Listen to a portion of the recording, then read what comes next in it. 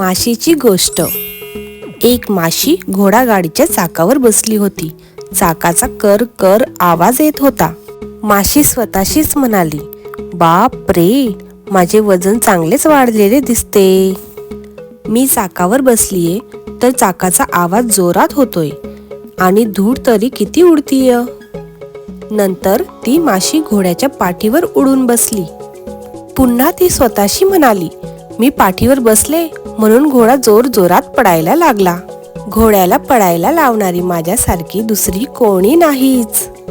नंतर ती घोडा गाडी चालवणाऱ्याच्या अंगावर जाऊन बसली।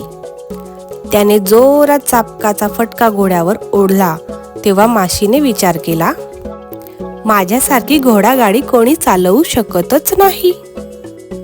तात्पर्य, दुसऱ्यांनी केलेल्या कामाची श्रेय स्वतःला घेण्याची अनेकांना सवय असते।